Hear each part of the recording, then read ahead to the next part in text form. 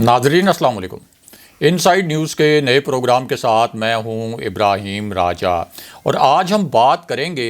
कि DGISI general Nadeem Anjum कहाँ गायब हैं, उनके मुतल्लिक किस किस्म के दावे किए जा रहे हैं, इस मामले में कुछ दिलचस्प और अहम हक़ाइक़ क्या हैं। शहबाज शरीफ ने अपनी पहली गेम की नाकामी के बाद अब क्या नई गेम शुरू की है। लंदन से लाहौर की गई एक कॉल की अंदरूनी कहानी क्या है, इस कॉल में किस को किस नौयत का पैगाम पहुंचाया गया, पिछले 48 घंटे के दौरान लंदन में क्या कुछ होता रहा, वज़ीर-ए-आज़म ऑफिस में किस नौयत की फ़ाइल पहुंचाई गई और इस फ़ाइल पर वज़ीर-ए-आज़म ने क्या फ़ैसले किए। हमारे जिन दोस्तों ने अब तक हमारे चैनल को सब्सक्राइब नहीं किया उनसे हम कहेंगे कि हमारे चैनल को सब्सक्राइब कर लें ताकि उन्हें अहम मालूमात बर वक्त मिलती रहें। अब वापस आते हैं आज के मौजू पर, यानी DGISI जनरल नदीम अंजुम कहाँ गायब हैं और उनके मुतल्लिक क्या दावे किए जा रहे हैं।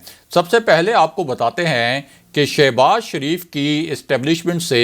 डील की खबरों के हवाले से क्या नई सनसनीखेज़ इत्तला आई है और क्या एक बहुत बड़ी खबर आई है। ये एक ऐसी खबर है जिसने पूरे मामले का रुख मोड़ कर रख दिया है और ये खबर शरीफ फैमिली पर बिजली बनकर गिरी है। यानी वो शरीफ फैमिली जो फ़ौज के साथ डील करने की कोशिश कर रही थी, वो शरीफ फैमिली जो बैक डोर राब्तों के ज़रिए अपने लिए रिलीफ हासिल करना चाह रही थी, वो शरीफ फैमिली जो मियां नवाज शरीफ की वापसी की राह हमवार करना चाह रही थी, अब डील की इन कोशिशों को एक बहुत बड़ा धचका लगा है। और वो धचका इस तरह लगा है कि अब इन डील की खबरों पर फ़ौज ने पहली मर्तबा रिएक्ट किया है, पहली मर्तबा फ़ौज ने इन खबरों पर रद्द अमल दिया है। और फ़ौज के ऊपर जब कोई इल्ज़ाम लगाया जाए, फ़ौज से कोई बात मंसूब की जाए, फ़ौज के मुतल्लिक कोई दावा किया जाए, फ़ौज को कोट करके कोई बात की जाए, तो फ़ौज के पास अपना मौक़िफ़ सामने लाने के लिए 5 तरीके होते हैं। इनमें एक तरीका तो ये होता है कि DGISPR प्रेस कॉन्फ्रेंस करें और उस प्रेस कॉन्फ्रेंस में अगर फ़ौज पर कोई इल्ज़ाम लगाया गया हो तो उस प्रेस कॉन्फ्रेंस के दौरान उस इल्ज़ाम को रद्द कर दिया जाए और उस इल्ज़ाम की वजाहत कर दी जाए। दूसरा तरीका ये होता है कि इसी प्रेस कॉन्फ्रेंस में किसी सहाफ़ी से कहकर उसी मामले के मुतल्लिक एक सवाल करवा लिया जाए और जब सहाफ़ी उस मामले के मुतल्लिक सवाल करता है तो फिर DGISPR उसका जवाब देते हुए उस मामले पर जो फ़ौज का मौक़िफ़ होता है उसको बयान कर देते हैं। इस तरह से वो अपना मौक़िफ़ सामने ले आते हैं और किसी इल्ज़ाम को मुस्तरद करना हो तो इस तरीके से भी उस इल्ज़ाम को मुस्तरद कर दिया जाता है। तीसरा तरीका ये होता है कि ISPR की जानिब से एक प्रेस रिलीज़ जारी कर दिया जाए, यानी एक तहरीरी एलामिया जारी कर दिया जाए। लेकिन प्रेस रिलीज़ के ऊपर एक जो ऑप्शन होता है कि अगर आप प्रेस रिलीज़ जारी करते हैं और उसमें किसी सियासी मामले के ऊपर बात करते हैं तो इसको कुछ थोड़ा सा नामुनासिब समझा जाता है। लेकिन बहरहाल ये एक ऑप्शन होता है कि अगर फ़ौज ने अपना कोई मौक़िफ़ क्लियर करना हो, अपने मौक़िफ़ की कोई वजाहत देनी हो या किसी इल्ज़ाम को मुस्तरद करना हो। चौथा तरीका ये होता है कि DGISPR का एक ट्विटर हैंडल है, बहुत बड़ी फॉलोइंग होती है उसकी, तो DGISPR ट्विटर के ज़रिए भी फ़ौज का मौक़िफ़ वाज़े कर सकते हैं, किसी इल्ज़ाम की तरदीद कर सकते हैं और फ़ौज को कोट करके अगर कोई दावा किया जा रहा हो तो उस हवाले से भी वजाहत पेश कर सकते हैं। लेकिन पाँचवा जो तरीका है वो सबसे दिलचस्प तरीका होता है, क्योंकि अमूमन जब कोई सियासी नौयत का दावा किया जाए फ़ौज को कोट करके, जिस तरह के डील की बातें फ़ौज से मंसूब की जा रही हैं, तो इस पूरी सूरत हाल में फ़ौज के पास पांचवा तरीका ये होता है कि वो इनडायरेक्टली किसी सहाफ़ी को ख़बर की सूरत में अपना मौक़िफ़ दे और वो मौक़िफ़ एक ख़बर की सूरत में अखबार में शाया हो जाए या TV के ऊपर नशर हो जाए। तो उस तरह से फ़ौज का मौक़िफ़ सामने आ जाता है और फ़ौज जिस इल्ज़ाम को मुस्तरद करना चाहती है उस इल्ज़ाम को फ़ौज इस पाँचवें तरीके से मुस्तरद कर देती है। क्योंकि अगर ट्विटर के ऊपर ट्वीट की जाए या अगर प्रेस कॉन्फ्रेंस की जाए किसी सियासी मामले पर तो आम तौर पर समझा जाता है कि ये फ़ौज के वक़ार के मुनाफी है। अब हुआ ये है कि ये जो ख़बरें फैलाई जा रही थीं कि इस्टेब्लिशमेंट की कोई डील हो गई है मियां नवाज शरीफ के साथ اور میاں نواز شریف کی واپسی کی راہ ہموار کی جا رہی ہے، اور پہلے مرحلے میں میاں نواز شریف جب واپس آئیں گے تو ان کو صرف 1 ماہ جیل رہنا پڑے گا، اس کے بعد مرحلہ وار ان کے مقدمات ختم ہو جائیں گے، اس کے بعد سپریم کورٹ سے ان کی تاحیات نااہلی ختم ہو جائے گی۔ اور یہ کہا جا رہا تھا کہ اسٹیبلشمنٹ کے کچھ نمائندوں کی میاں نواز شریف سے ملاقاتیں بھی ہوئی ہیں، پھر یہ دعوے کیے گئے کہ شہباز شریف کی 2 ملاقاتیں ہوئی ہیں طاقتور شخصیات سے، ایک چکلالہ ایئر بیس کے قریب ایک حساس مقام پر، اور دوسری ملاقات کے متعلق بتایا گیا کہ لاہور میں ملاقات ہوئی تھی، اور اس طرح کا دعویٰ کیا گیا کہ ان دونوں ملاقاتوں میں کچھ تجاویز تیار کی گئیں۔ یہ تجاویز پہلے شہباز شریف کی جانب سے اسٹیبلشمنٹ کو بھجوائی گئیں، اور پھر اسٹیبلشمنٹ کی جانب سے کچھ جوابی تجاویز آئیں، پھر ان جوابی تجاویز کو میاں نواز شریف کو بھجوایا گیا۔ میاں نواز شریف نے ان تجاویز پر غور کیا، اور اس کے بعد میاں نواز شریف نے کچھ کانٹ چھانٹ کر کے وہ جوابی تجاویز کچھ جوابی پیغامات کے ساتھ اسٹیبلشمنٹ کو بھجوا دیے۔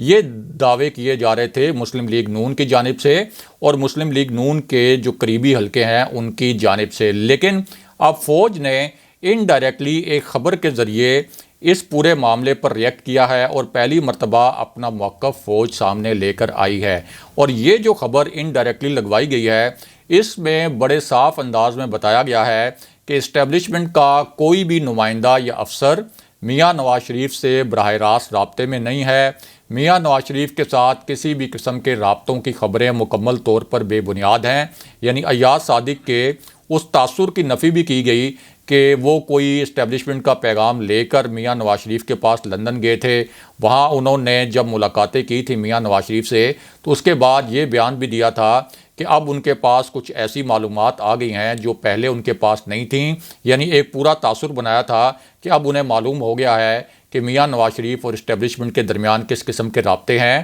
اور اسٹیبلشمنٹ اور میاں نواز شریف کے درمیان کس قسم کی پیغام رسانی ہو رہی ہے۔ اور پھر انہوں نے یہ تاثر بھی دیا تھا کہ میاں نواز شریف کا کچھ جوابی پیغام لے کر آئے ہیں وہ اسٹیبلشمنٹ کے لیے، اور یوں پورا ایک ڈیل کا تاثر بناتے ہوئے انہوں نے کہا کہ میں پورے وثوق سے یہ کہہ سکتا ہوں کہ میاں نواز شریف واپس آ رہے ہیں، اور جنوری کے جو تیسرا یا چوتھا ہفتہ ہے اس میں میاں نواز شریف واپس آ جائیں گے۔ لیکن فوج نے اب اس خبر کے ذریعے کہا ہے کہ نہ تو فوج نے کسی کو کوئی پیغام بھجوایا، نہ فوج نے کسی سے کوئی پیغام ریسیو کیا، اور یہ بہت افسوسناک بات ہے کہ اسٹیبلشمنٹ سے ایسی باتیں منسوب کی جاتی ہیں۔ نون لیگ کے کسی بھی حلقے سے اسٹیبلشمنٹ کا کوئی رابطہ نہیں، سیاسی حوالے سے اسٹیبلشمنٹ کا اس وقت کسی قسم کا کوئی کردار نہیں۔ اسٹیبلشمنٹ کے حوالے سے جو بات کی جا رہی ہے کہ میاں نواز شریف کی واپسی کی راہ ہموار کر رہی ہے، اس میں کسی قسم کی کوئی صداقت نہیں، نہ ہی اسٹیبلشمنٹ کو اس قسم کی ڈیل کر رہی ہے کہ میاں نواز شریف جب واپس آئیں تو ان کو کوئی صرف 1 ماہ جیل میں رہنا پڑے، اور 1 ماہ جیل میں رہنے کے بعد وہ جیل سے باہر آ جائیں اور بعد میں ان کے مقدمات ختم کروا دیے جائیں، اور نہ ہی اسٹیبلشمنٹ میاں نواز شریف کی تاحیات نااہلی کے خاتمے کے حوالے سے کسی بھی قسم کے کوئی مذاکرات کر رہی ہے یا کوئی ڈیل کر رہی ہے، اور کوئی بھی تعلق کسی بھی سیاسی معاملے سے اس وقت اسٹیبلشمنٹ کا نہیں۔ خاص طور پر یہ جو ڈیل کی خبریں ہیں ان کو مکمل طور پر مسترد کر دیا پہلی مرتبہ پاک فوج نے، اور یوں یہ جو ڈیل کا غبارہ تھا وہ مکمل طور پر پھٹ کر رہ گیا۔ اور یہاں بہت اہم بات یہ بھی ہے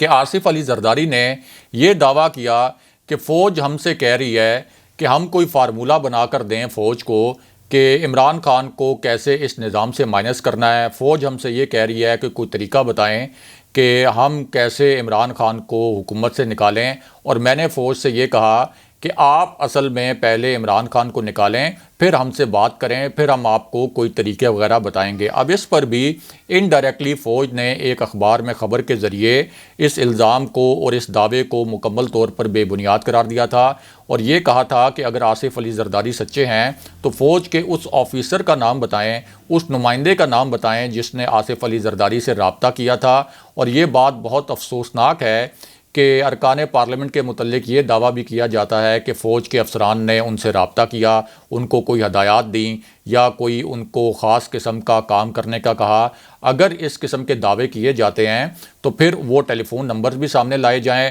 پھر ان افسران کے نام بھی سامنے لائے جائیں، لیکن نہ تو ٹیلی فون نمبر سامنے لائے جاتے ہیں، نہ ان افسران کے نام بتائے جاتے ہیں، اور اس طرح کے دعوے کر کے فوج کو متنازع بنانے کی کوشش کی جاتی ہے۔ یہ آصف علی زرداری کا دعویٰ بھی فوج رد کر چکی ہے۔ بہرحال اب واپس آتے ہیں کہ ڈی جی آئی ایس آئی کہاں غائب ہیں اور اس حوالے سے کیا دعوے کیے جا رہے ہیں، لیکن دوسری جانب کچھ دلچسپ اور اندرونی حقائق کیا ہیں۔ ساتھ ہی آپ کو مختصراً شہباز شریف اور بلاول بھٹو کے فرار کی کہانی بھی سناتے ہیں۔ تو معاملہ یہ ہے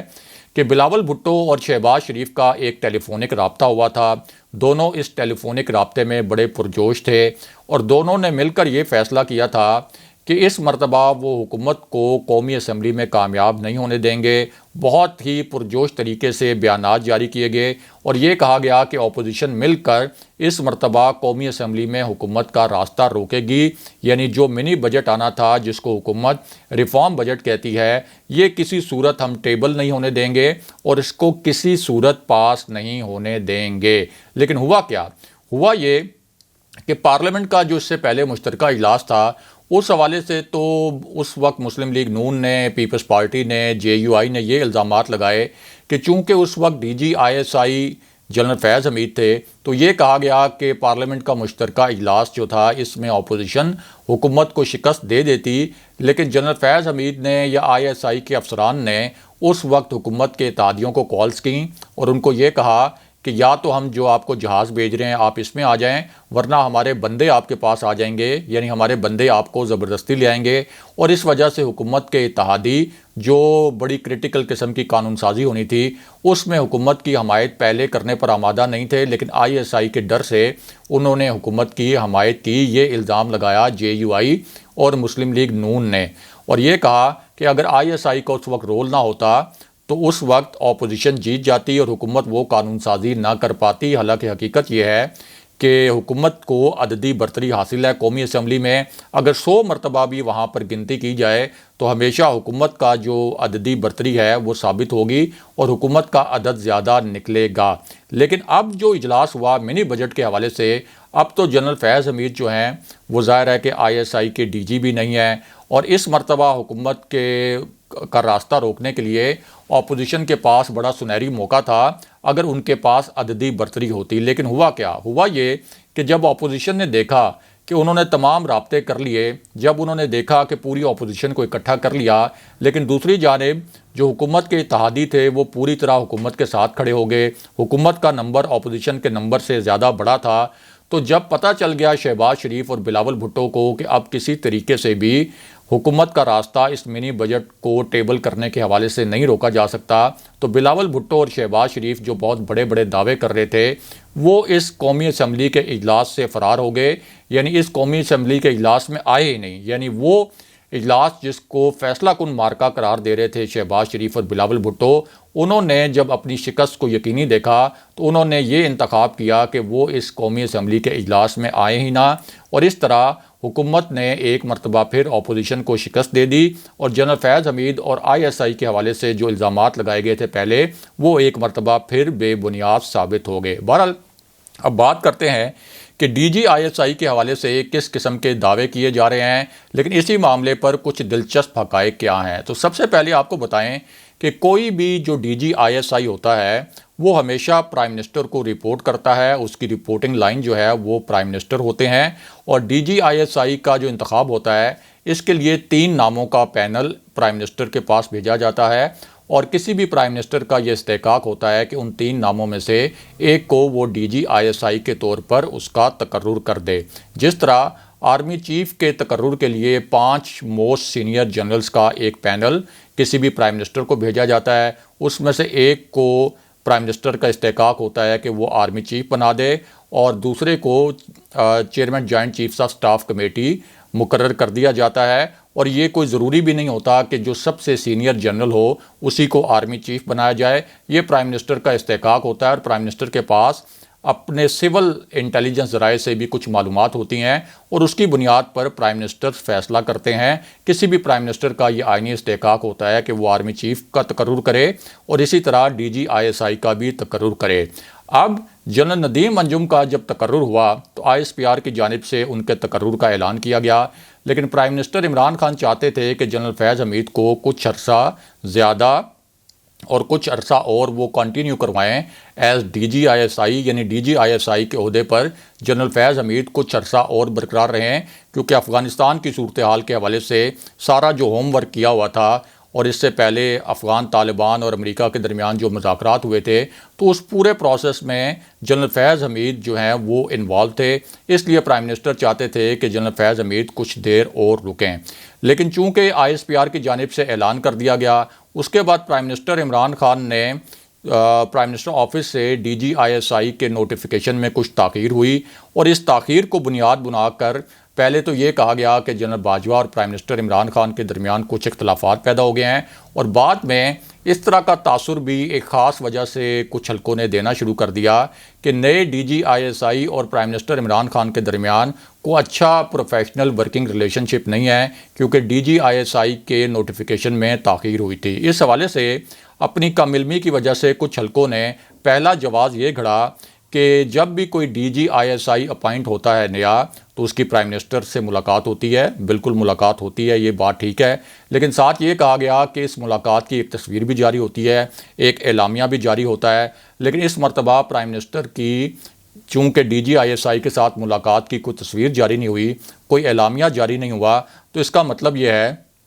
کہ DGISI اور پرائم منسٹر کی ملاقات ہوئی نہیں، اور اس معاملے پر ایک بہت بڑا طوفان کھڑا کیا گیا۔ اس کے بعد نیشنل سیکیورٹی کمیٹی کا اجلاس ہوا، بہت ہائی پروفائل اجلاس تھا۔ اس میں army chief general Qamar Javed Bajwa, تینوں مسلح افواج کے سربراہان، وفاقی وزراء اور دیگر اہم شخصیات بھی شریک تھیں، نیشنل سیکیورٹی ایڈوائزر بھی شریک تھے، لیکن اس کی جو فوٹیج جاری کی گئی اس میں بھی DGISI کی